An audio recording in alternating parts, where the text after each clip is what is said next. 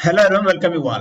कुछ दिन पहले मैंने एक वीडियो बनाया था कि आपकी जीपीएससी की जो वैकेंसीज है वो होल्ड पे क्यों है। आपके चेयरमैन साहब ने क्या क्या डिस्कस किया था, तो वहां पे एक मैटर आया था जीआर 2018 का, और मैंने वहां पे जीआर 2018 को थोड़ा सा डिस्कस भी किया था। तो अभी जीआर 2018 पे जो गुजरात हाई कोर्ट है उसका जजमेंट आ चुका है, और ये मुझे पता नहीं था। आपका मुझे मैसेज आया, आपने जजमेंट की कॉपी मुझे भेजी, तब मुझे पता चला और आपने मुझे कहा कि मैं वीडियो इस पे बना दूं, तो मैं वीडियो लेके आ चुका हूं। हम डिस्कस करेंगे कि गुजरात हाई कोर्ट का स्टेटमेंट क्या है, क्या उनका जजमेंट है डिटेल में। बट जजमेंट को समझने के लिए आपको एक चीज जानना चाहिए कि बेसिकली ये मैटर क्या था। हो सकता है कुछ लोगों पहले वाली वीडियो नहीं देखे हैं तो उनको ये इशू नहीं पता होगी। अगर आपने वो वीडियो नहीं देखा है तो इसके डिस्क्रिप्शन बॉक्स में उसका लिंक मिल जाएगा, या फिर इस वीडियो के लास्ट में भी उसका लिंक मिल जाएगा। बट यहाँ पे भी मैं आपको शॉर्ट में बता देता हूं ताकि आपको समझ में आए कि मैटर क्या था, उस पर जजमेंट क्या आया है। तो जैसे मैंने वहां पे एग्जांपल लिया था वैसे यहाँ पे भी एग्जांपल ले लेता हूँ कि रिजर्वेशन का बेसिकली ये मैटर है। तो सपोज कर लेते हैं कहीं पे 100 वैकेंसी आती है। अगर इसमें हम वर्टिकल रिजर्वेशन की बात करें तो यहाँ पे अगर हम ओबीसी के रिजर्वेशन की बात करते हैं तो ये 27% है। तो यहाँ पे सीट कितना मिलेगी ओबीसी को? 27 मिलेगी।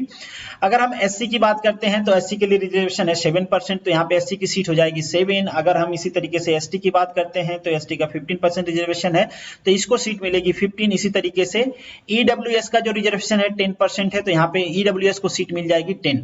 इन टोटल को आप ऐड करोगे तो टोटल सीट हो जाती है 59। तो ये 59 सीट हो गई रिजर्व कैटेगरी के लिए। टोटल सीट कितना है? 100 है। तो जो ओपन कैटेगरी है, ओपन कैटेगरी के लिए जो सीट बचती है दैट इज इक्वल टू 41। अब इन 41 में से हॉरिजॉन्टल, चूंकि देखिए जो यहाँ पे जी आर है ना, जी आर कहता है कि जो गर्ल्स का रिजर्वेशन है ये होगा हॉरिजॉन्टल। अभी तक हमने रिजर्वेशन कैसे डिवाइड किया है? वर्टिकल किया है। तो अब हम हॉरिजॉन्टल रिजर्वेशन डिवाइड करते हैं गर्ल्स का। तो अगर हम ओबीसी में गर्ल्स का रिजर्वेशन डिवाइड कर देते हैं तो गर्ल्स का कितना रिजर्वेशन है? 33% है, तो यहाँ पे इनको सीट मिलेगी 9। इसी तरीके से अगर हम एससी की बात करते हैं तो यहाँ पे 2 सीट मिलेगी। एसटी की अगर हम बात करें तो यहाँ पे 5 सीट मिलेगी। और यहाँ पे हम हॉरिजॉन्टल रिजर्वेशन की बात करें ईडब्ल्यूएस में गर्ल्स कैंडिडेट की, तो यहाँ पे इनको सीट मिलेगी 3। अब कुछ जो ओपन कैंडिडेट हैं, मतलब ओपन जो गर्ल्स हैं, उनको कहां से रिजर्वेशन मिलेगा? अकॉर्डिंग टू द जीआर 2018, तो उनको रिजर्वेशन मिलेगा 41 सीट में से। तो यहाँ पे इनके लिए जो रिजर्व सीट हो जाएगी वो हो जाएगी 14। तो 14 सीट रिजर्व हो गई किसके लिए? ओपन कैटेगरी की ओमन के लिए। अब जो जीआर 2018 है ये कहता है कि ये जो रिजर्व सीट है ओपन कैटेगरी की ओमन के लिए, इस सीट में ये जो रिजर्व कैटेगरी की ओमन्स हैं ये नहीं आ सकती हैं। तो इन शॉर्ट ये कहा जा रहा है कि ये जो सीट है ये ओपन कैटेगरी के लिए रिजर्व है, आइसोलेट है, इसमें कोई भी नहीं आ सकता है। इवन दो जो रिजर्व कैटेगरी की ओमन है इनका मार्क्स इस कैटेगरी के वुमन से ज्यादा होगा तो भी वो इसमें compete नहीं करेंगे, उनको केवल और केवल इसी में रिजर्वेशन मिलेगा। तो यहाँ पे आप देख भी सकते हो कि जो जनरल कैटेगरी की वुमन है उनकी सीट हमेशा ज्यादा आएगी, क्योंकि उनको जो रिजर्वेशन मिलेगा वो 41 सीट में से मिलेगा, इनको रिजर्वेशन मिलेगा 27। इसी तरीके से एससी एसटी ये जो सीट है हमेशा कम रहेगी ओपन कैटेगरी के वुमन की जो रिजर्व सीट है। तो यहाँ पे इशू यही था कि ये जो वुमन है बेसिकली इन्होंने क्लेम किया कि हमको इसमें रिजर्वेशन मिलना चाहिए अगर हमारा मार्क्स ज्यादा है। रिजर्वेशन इन द सेंस कि हमको इसमें ओपन में compete करने देना चाहिए अगर हमारे मार्क्स ज्यादा है तो यहाँ पे 2 मैटर उठ गया। एक जो कैटेगरी की वुमन्स है वो बेसिकली इसको कैंसिल करने के लिए बोल रही थी जो जीआर था, और जो जनरल की वुमन थी इसको इंप्लीमेंट करने के लिए बोल रही थी। ये सारी चीजें ऑलरेडी हमने डिस्कस कर लिया है, तो अब आपको समझ में आ गया होगा कि बेसिकली मैटर क्या था। Before starting the lecture, this is the humble request to all of you, follow Monu academy on the different platform. अगर आपको इन वीडियो के पीडीएफ चाहिए तो आप मुझे टेलीग्राम पे ज्वाइन कर सकते हैं, आप मुझे इंस्टाग्राम और फेसबुक पे भी फॉलो कर सकते हैं। अगर आप मुझसे पर्सनली जुड़ना चाहते हैं तो आप मेरे ट्विटर और इंस्टाग्राम की आईडी को फॉलो कर सकते हैं। और ये सारा मैटर हमने इसलिए डिस्कस किया था क्योंकि जीपीएससी चेयरमैन साहब ने कहा था कि जो वैकेंसीज होल्ड पे हैं उनमें एक रीजन जो जीआर का रिजर्वेशन है वो भी है। सुनिए एक बार इनको फिर से। Gujarat Public Service Commission is examination. We have been put on hold for last 6 months. There were 2 reasons. One is this COVID, and another is the women reservation issue, which has been challenged in the Gujarat High Court.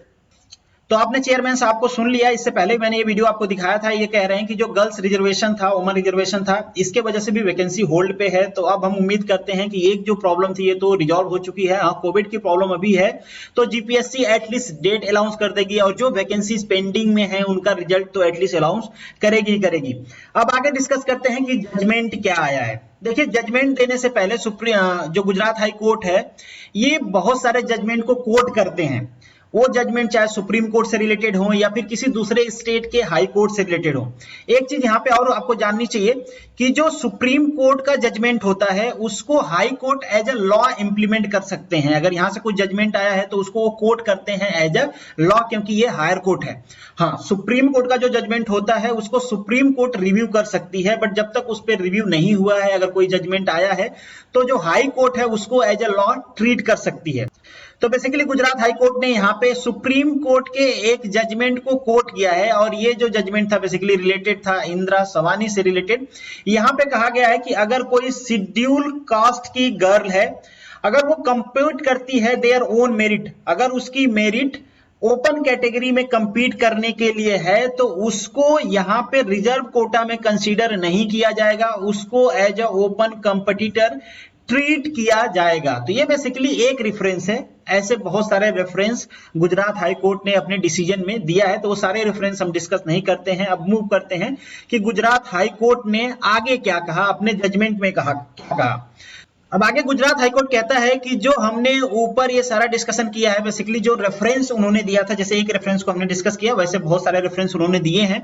यहाँ पे आगे वो reference के हिसाब से कहते हैं we have no hesitation to arrive the conclusion, हमारे पास इस कंक्लूजन पे पहुंचने पे कोई हेजिटेशन नहीं है कि जो गवर्नमेंट का GR 2018 है ये खारिज करने के लायक है, ये रद्द करने के लायक है, और हम इसे खारिज और रद्द करते हैं। तो बेसिकली जो GR 2018 है इसको गुजरात हाई कोर्ट ने खारिज कर दिया है, रद्द कर दिया है।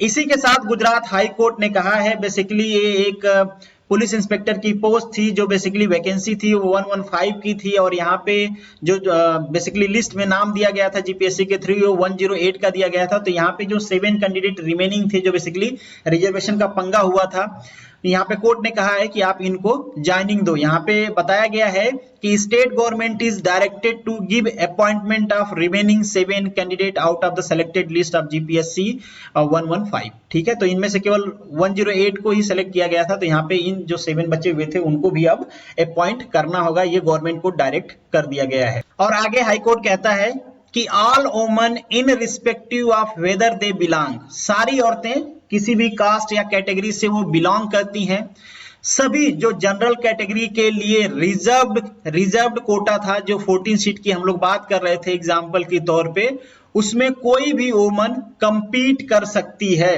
There is no reservation for the post of general category, इन्होंने कहा कि यहाँ पे जनरल कैटेगरी के लिए कोई रिजर्वेशन नहीं है, नहीं होना चाहिए। अगर इसमें आप रिजर्व कैटेगरी के वुमन को नहीं जाने दोगे, इसका मतलब क्या है कि ये जनरल कैटेगरी के वुमन के लिए सेपरेट रिजर्वेशन है, तो ऐसा रिजर्वेशन नहीं हो सकता। तो यहाँ पे सिंपली गुजरात हाईकोर्ट ने कह दिया है कि जो हॉरिजॉन्टल रिजर्वेशन है ओपन कैटेगरी के वुमेन्स के लिए, that is filled up for among all the women in respective of their caste and status. जो जनरल कैटेगरी के लिए रिजर्व सीट है, जो एग्जांपल में मैंने आपको 14 बताया था, ये फिल किया जाएगा सारी वुमेन से जो भी वहां पे कंपीट कर सकती हैं, जिनका मार्क्स वहां पे कंपीट करने के लायक है, उनको वहां पे फिल किया जाएगा। अब यहाँ पे आपको एक डाउट हो सकता है कि ये जो 14 सीट है यहाँ पे चूंकि ये ओपन है, तो क्या इसमें दूसरे स्टेट के वुमेन्स भी कंपीट कर सकती हैं? तो आंसर होगा नहीं। इसको भी यहाँ पे क्लैरिफाई किया गया है गुजरात हाई कोर्ट के द्वारा। The post reserve in the favour of general category women are available to all women from the state of Gujarat. तो ये जो 14 सीट है ये अवेलेबल होगी केवल गुजरात स्टेट के वुमेन के लिए, चाहे वो किसी भी कैटेगरी से बिलोंग करते हो। बाकी जो दूसरे स्टेट के वुमेन हैं वो केवल ओपन कैटेगरी में कंपीट कर सकती हैं, उनको यहाँ पे कोई रिजर्वेशन नहीं मिलेगा।